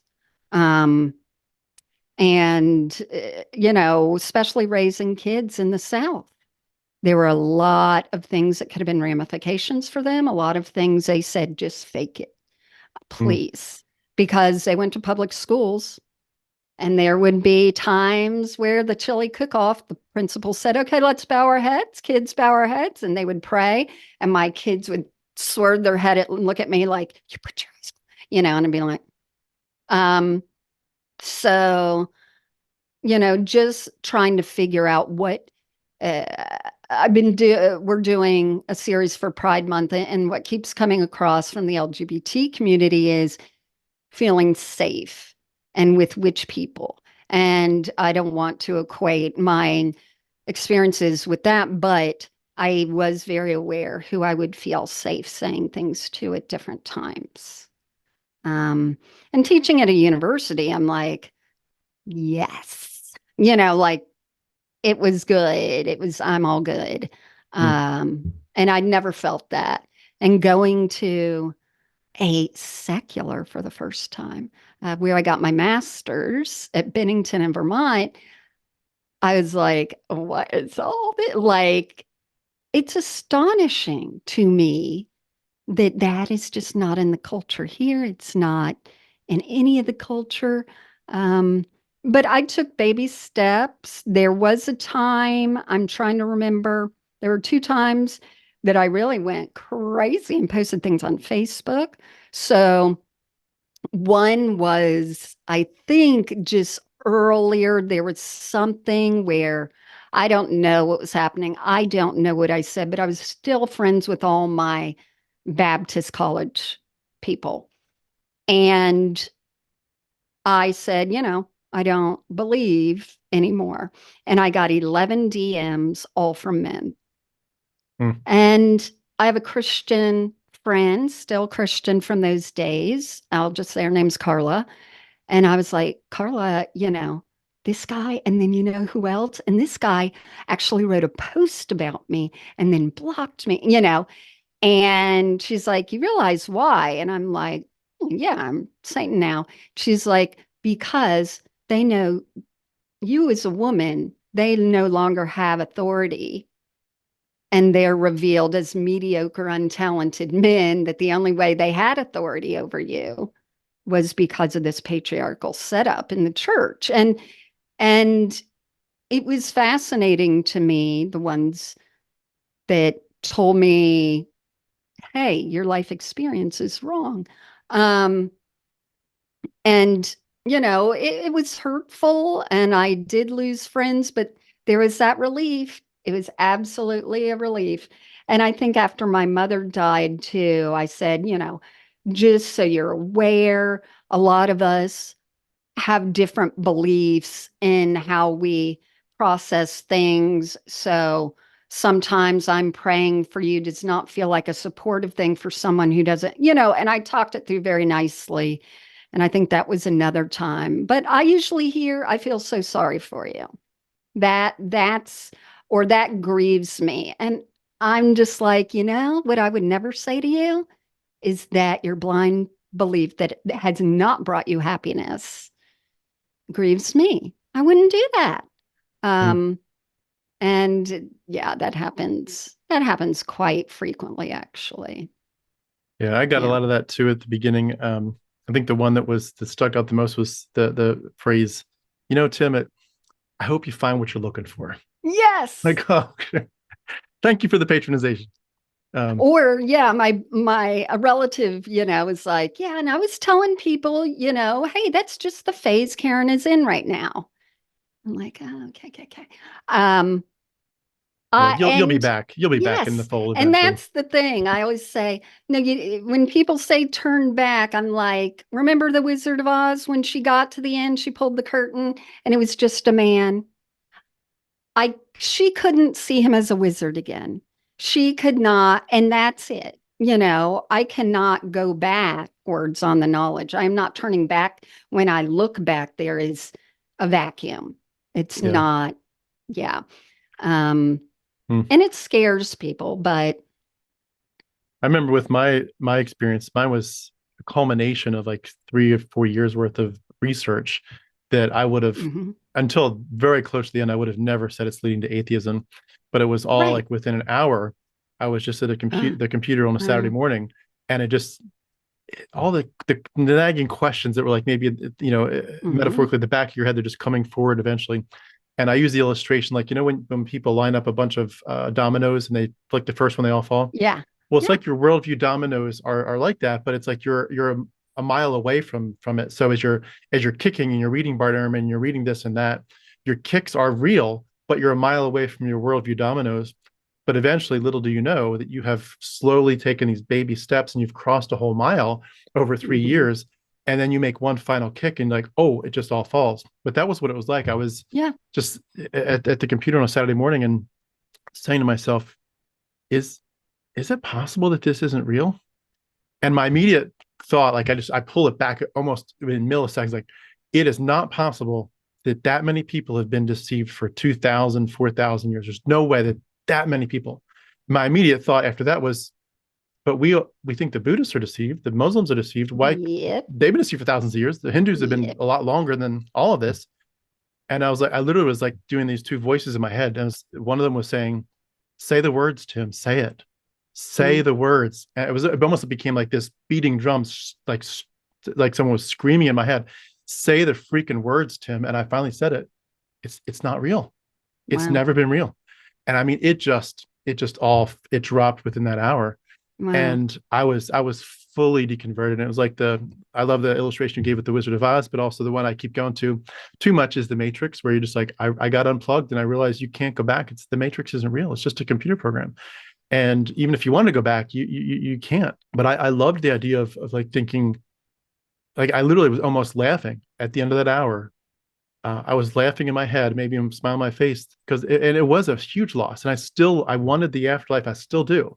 People say, no, you don't know what you're saying. Like I still do want the afterlife. And it pains me that I don't get it. But, Really? but Yeah. like Who wouldn't? yeah, like it for sure. But the big thing that for me was like, I got some of my life back. I could have Hmm. easily imagined because a lot of my deconstruction was based on some things in life that just didn't go very well.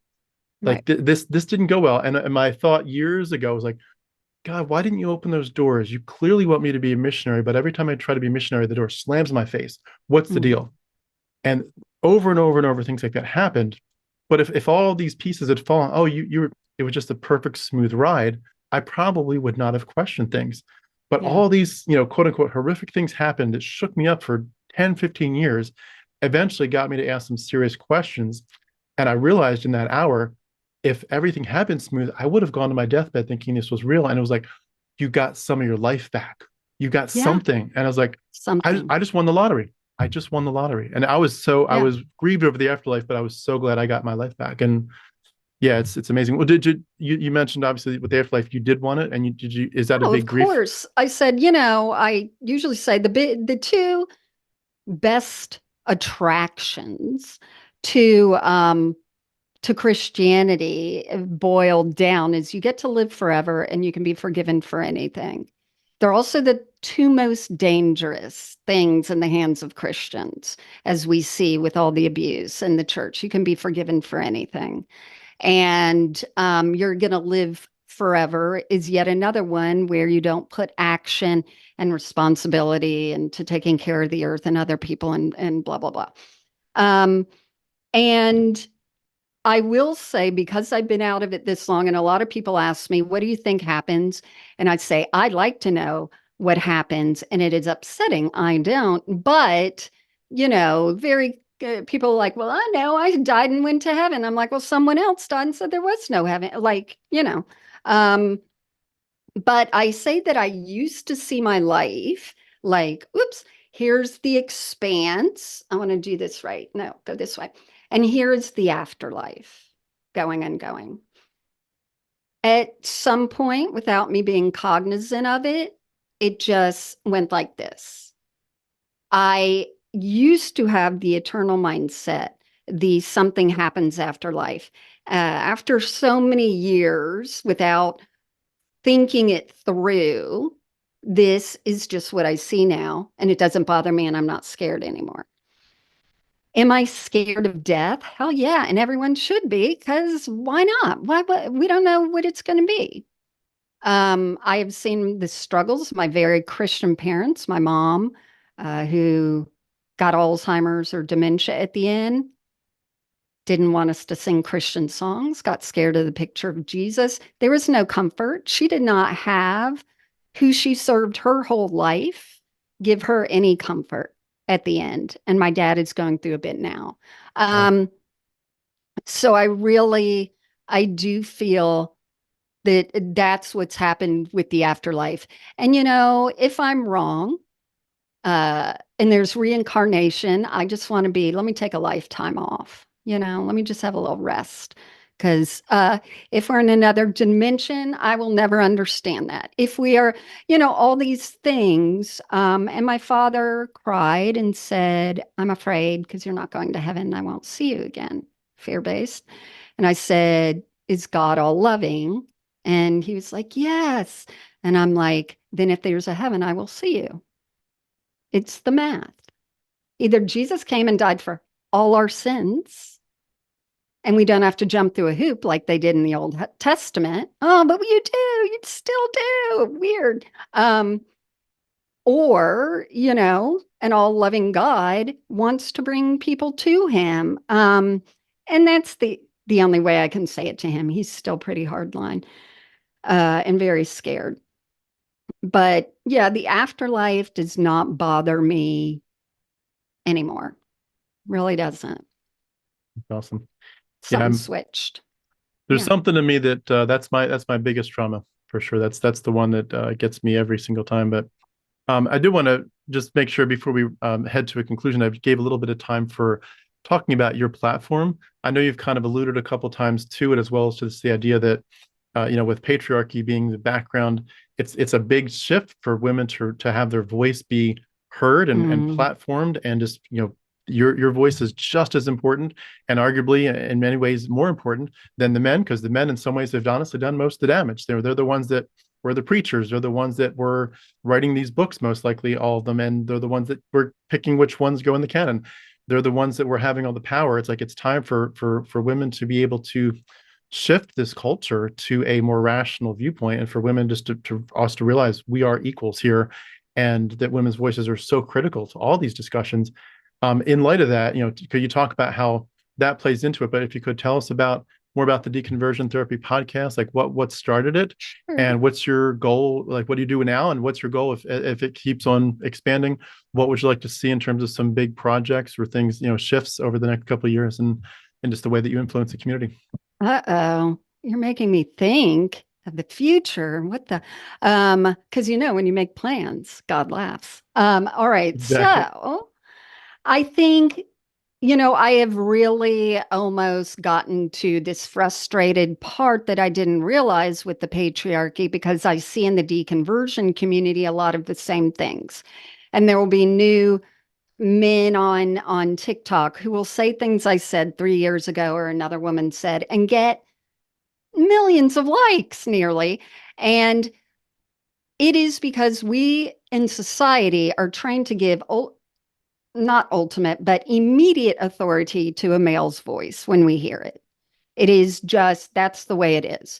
And I know Dan McClellan, who's a great scholar of things on there, and he is wonderful, very nice, tells things as it is. And so I did a video for women, how to listen to Dan McClellan. And, he loved it. And it was listen to what he says. But as women, we need to practice taking that information and looking it up ourselves and having it become us the authority and us with the agency rather than just listening.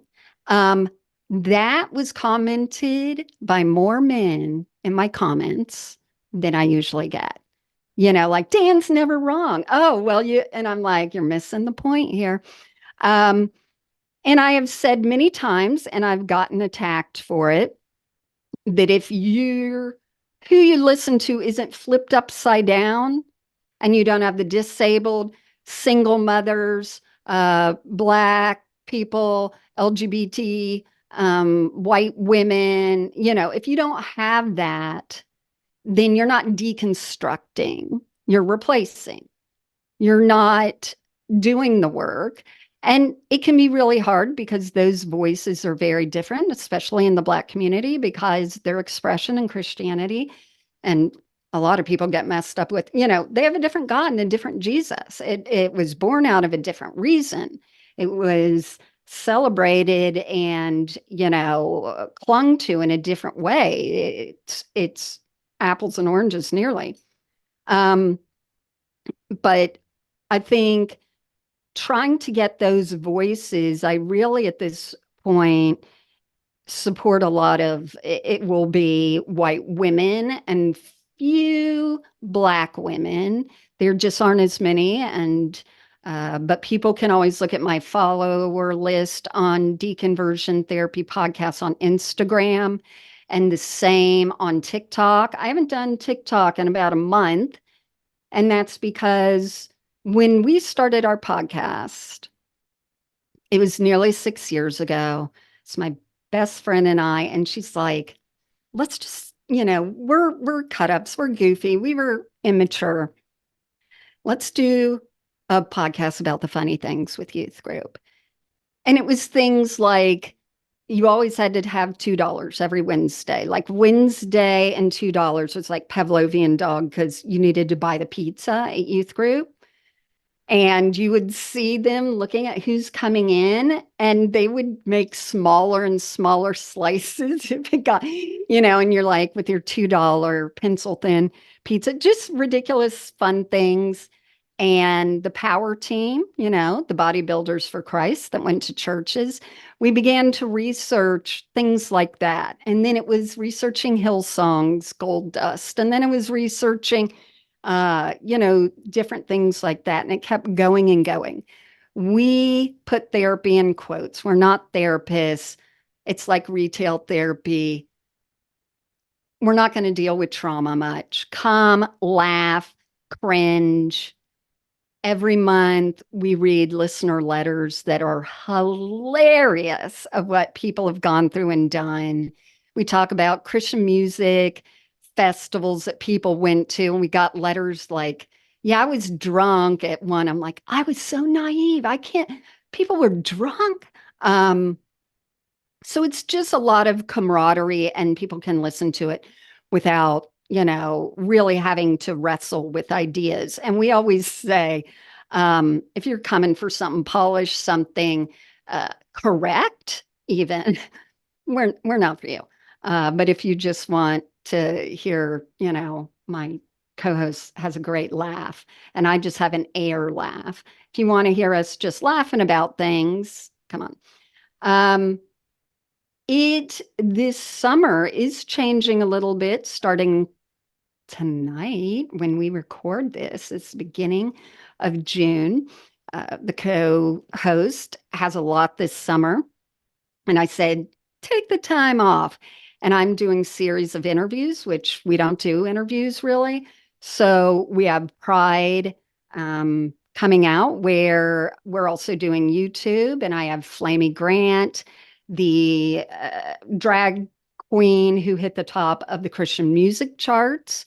I was at the concert that sort of lit it on fire, just a small, sweet thing. And the next day it blew up everywhere. And the back of my head is there. So I feel I can go on a singing tour now. But so I've got Flaming Grant. I have Jennifer Knapp, who still has one of the 10 best-selling Christian albums in Christian music. And April a Joy and her non-binary partner, Beecher, and we get into some risque fun things.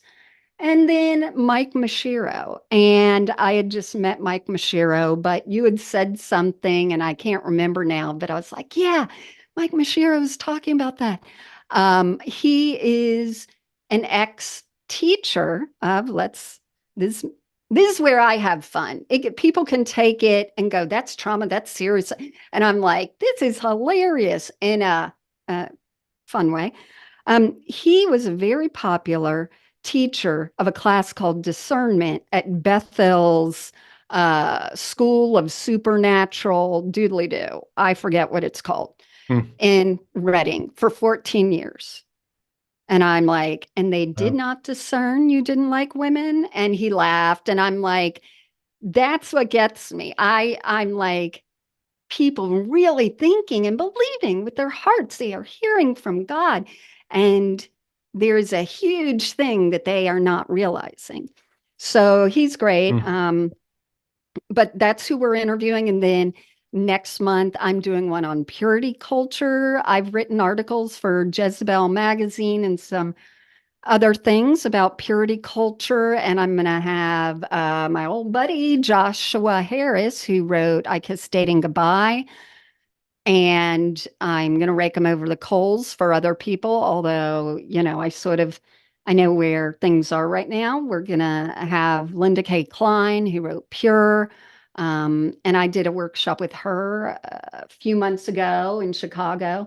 And the sex evangelicals, great name, sex therapists who are working a lot with couples, in that. But I think purity culture is something, and I think, the beginning, I'm going to be very honest, the beginning of this summer, I wanted to quit everything. First of all, Christianity and the way I'm treated in my core original family has been very traumatic, not the one that I have now. That I created because I'm a woman. But the that was hard, and I wanted to quit everything. And another reason is not only being a woman, but my age. I have not been insulted or anything, but I think I have seen the shock on people when they're like, wait, you run the Instagram that's so like, you know, very in your face? Or they're like, who's this woman? And I say, she's the one that runs this. And I really have gone through like, am I useful anymore? There's so many young people now that are in it. When we started, it was us on Twitter, Chrissy Stroop, Blake Chastain, Seth Andrews. There were not a lot of people. And it has exploded, and I'm very happy about that. Um, and so I was talking to my 22-year-old daughter. And she said, what even Flamey Grant says about performing in churches, if I am not here, no one represents people like me. And it's interesting because older men are authority figures. Older women are just to be listened to by other older women. Um, and so it's discouraged me many times. And I think I'm still going through that. I'm still going through like, wow, this I'm seeing how people respond to people who are older, yet I don't know. So pray for me. That's all I can say. One of the coolest things I think that happens too when we deconvert is you do realize that people are going to completely misunderstand you, misrepresent Hmm. you. They're going to Yeah. attack you. And one of the coolest things for me is just really learning to stop caring what other people think, and not in the mean sense, but just No, you've got I it. was always that hypersensitive, like, oh, does everybody like me? And like, oh, I want to be, have a good testimony so that I'm above board. So people want to like Yeah. ask you why are you so shining so your light so bright for the Lord. I always wanted to be liked. And you realize like, Yes. that's always going to be there in part, but it's like it doesn't really matter. And especially when you realize that people are so indoctrinated and they're so like blindfolded by their own worldview that it's like it really doesn't matter what they think of me anymore. And it's a hard thing in some ways to get past that background of like being hypersensitive to rejection. But in another sense, I'm like, it's been really cool to develop that thick skin. And I remember it with like the very first month I decided to go on YouTube, which is at this point, it's like 4.5 years or so. But I remember thinking to myself, if you do this, you're going to get attacked and you better develop a thick skin. And I was like, you make the decision today, not when you're getting ostracized and people are calling you the fool who said in his heart there was no God. You make your decision now as you get started. Are you going to have a thick skin or is that stuff going to Yeah. bother you? And it's been really cool to see, like, I just kind of drew a line and saying like, I'm okay with it. I'm okay with being attacked for this. Yeah. But it's an interesting dynamic, but it's nice to just feel like it strengthens you in some ways. But I hear you. It's hard. It's And hard to be yeah. judged and to know too that there's a lot of people that aren't saying what they're thinking, but they are thinking you're not just like different from me. You're a bad person, and you know that that's in their head even if they don't type it out. And it's Right. hard. It's a hard journey. And I know for some people, like I've seen some people where they literally go into a depression because they get attacked so much. I'm like, maybe this isn't the right path for you. And you definitely Very have to have a true. have a certain mindset or a shift in your mindset. But yeah, I'm glad that you decided to take the harder road and do it, even though Yeah. you're getting some pushback because And your voice is so necessary in this stuff. It really is. thank you. And I love to be attacked. That is the weird part. I think it's more, is my energy that I'm putting out serving as big as it used to when, we were a new podcast and not a lot of, except evangelical podcasts and the one that Cass Midgley was doing and a few others. There weren't a lot, and you see now the proliferation. So, of course, there's only 24 hours that people can listen. Our numbers go down a little, and that's okay. But I am the one that's like, don't worry about numbers. It's the effort I'm putting out. Is it returning? Am I serving? So I think it's more that. But I also, when you talk about thick skin, I've said it's fascinating. The insults I do get if I'm doing a live are LGBT community, that I must be part of that, that I'm old, but they relate it to being barren. They're like, and I'm like, it's so interesting that the insults have to do with a woman's ability to have children and currently have children. So I learn a lot about what the psyche is. Also, that the insult is always LGBT, as in, what is the opposite of Christian? Not Satanism anymore. It's LGBT. So I find those things interesting. And boy, I have a lot of fun with the people that come at me. And I'm like, oh, that's weird. The Bible says be quick to listen, slow to speak, but you'll be judged. I won't because I'm an asshole. Um, yeah, it's very interesting. And I do love all our followers and I don't want to let them down. There's just a lot of work in this, and Mm. sometimes I'm like, should I lay the mantle down and let the younger ones handle it? So who knows? No. I'll speak up already. No, don't Thank stop. you, We Tim. need you. Well, I Okay, I will tell people what to do. That sounds good. Yeah. well, we definitely want to encourage people here to wrap up to go check it out. The website is deconversiontherapypodcast.com, and I'll have a bunch of other links for how people can follow you in other ways. Right. But I love what you're doing, because whether you and Bonnie are just kind of chatting or you're doing interviews, these stories become inspiration to people that are struggling, because what people like you and I are a couple of years past that are more, and Mm-hmm. we're like, we're settled, we're okay. I'm doing just fine. There are bad days, but we're doing just fine. But we know that there are people where their dark days are just starting, and once they Yes. come out to their families like, I'm not a Christian, they're going to have hell to pay, not literally, but they're going to have metaphorical Mm-hmm. hell to pay, and they're going to obviously have this existential crisis. And so, your stories and the stories of your interviewees become part of the survival manual for those next, set of people that are coming behind us. And I love it. That's part of my passion too.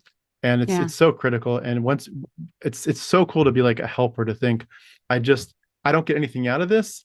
I obviously need to hopefully eventually build up the platform enough that it makes enough money that I can keep going. Hopefully I'll get there someday. But like Same here. Who knows? Yeah. in the meantime, it's like, I'm not doing this so I can get a crown in heaven and rewards, where a good and faithful servant said to me. Like, I'm just doing it because I know the pain, I know the loss, I know the heartache. And what a beautiful thing people did that for me. They came beside me and said, we'll walk through this with you, and to do it. And it's so cool. So thank you for Yeah. what you've done and sharing your story, both in general and No today. problem. And thank you for your platform. I do hope you keep going for many, many, many, many, many, many years to come. Thank Well, you. I And know we're if talking. reincarnation is true, please don't send me back to do more of it. But yeah, and I think again, you and I reflect exactly how we were as Christians, making things right, Yeah. as much as we can. Yeah. Yeah. Well, maybe if we're reincarnated by that time, AI will be so good that we can just push a button and the podcast will create itself for us. Ah, and the money. Oh yeah. Exactly. Yeah. Well, I know I've asked you a lot of questions. Was there anything else you wanted to add before we wrap up?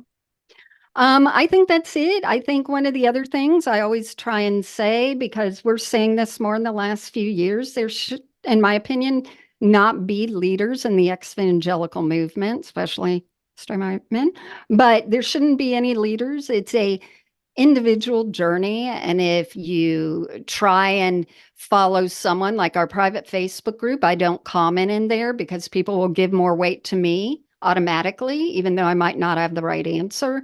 It's an individual journey. And as we see people maybe trying to be influencers, just be cautious, because you'll find the people you follow that your deconstruction journey begins to look like them. And it's very individual, even if you have to turn off social media and everything. I feel it's very important. But Yeah. yeah. And other than that, treat people well. Mm. That's it. Well said. I love it. I love it. Well, I'll just wrap up then by saying we've been speaking with Karen Alea. Karen, thank you so much for what you do. Great to hear your story. And we look forward to hopefully hearing from you again sometime. But thank you for being who you are. Thank you for your voice in this. Thank you to Bonnie. I know she's not here today, but thank you to Bonnie as Yeah. well. And thanks for your time today. Great to get to know you. You too. Thanks, Tim. Thank you. Have a great day. You too.